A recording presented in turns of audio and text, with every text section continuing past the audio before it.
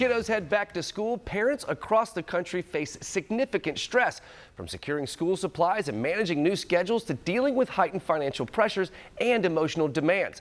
President and CEO of Prevent Child Abuse America, Dr. Melissa T. Merrick, joins us to help. Doctor, thank you so much for your time today. We really appreciate it. For years, the conversation around child abuse prevention has been focused on protecting children and supporting families. But today, you're talking about how prevention also strengthens communities and even benefits the economy. So why is that broader message so important?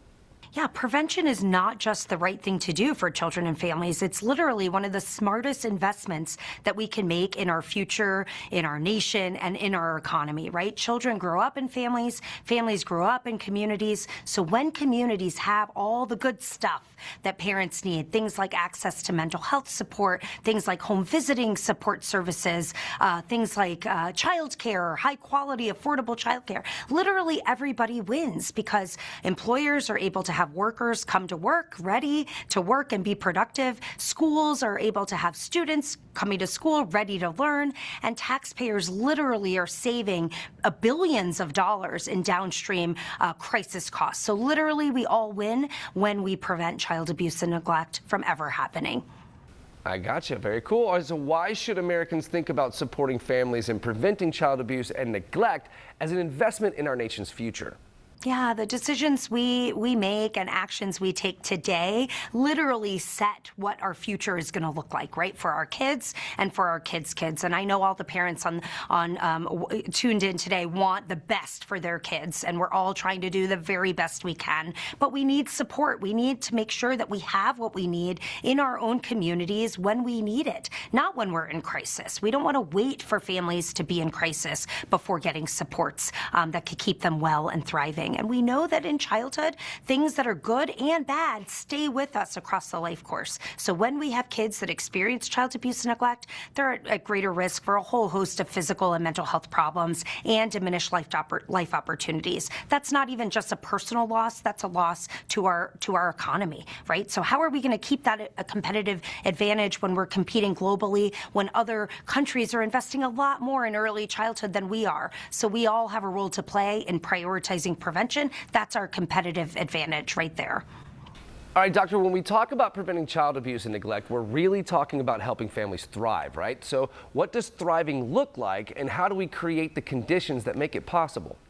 Yeah, well, thriving is not the absence of stressors, right? That's impossible. There's always going to be stressors. And being alive in this moment, there are plenty of stressors for families right now. But thriving is having all of the supports when you need it in your community that help you navigate those stressors. So you come out healthier, more prosperous, and more resilient, right? So we want every community to have the supports that families need, like access to high quality, affordable childcare, mental health support, social support. Really, these moments of joy, right, are needed in communities. So thriving can really look like a parent that feels safe enough and is not fearful of being judged or stigmatized, that they can call a friend, right, and ask for help. And children are thriving. Maybe that looks like seeing that their families are supported and that the adults in their community have their best interests at heart.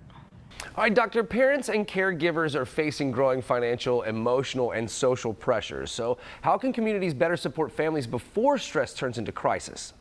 Yeah, I think normalizing, asking for, and accepting help is such a superpower that everybody in the community can help to bolster. There's no such thing as a perfect parent.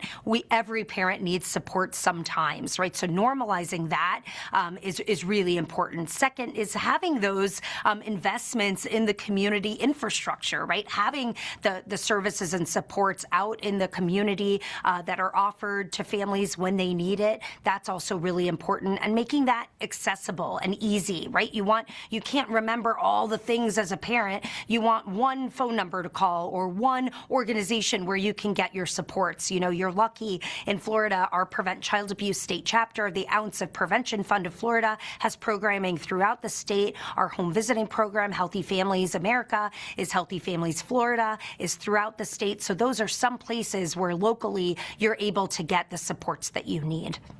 Doctor, thank you so very much for your time today. This has been a fascinating conversation. But before I let you go, where do we go to learn some more? Yeah, please visit our website, preventchildabuse.org, for all kinds of resources and daily tips and practices for all of us as we navigate these stressful times. Fantastic conversation, Doctor. Thank you so very much for your time today. Folks at home, if you want to catch this segment again or others like it, just head over to First Coast News Plus.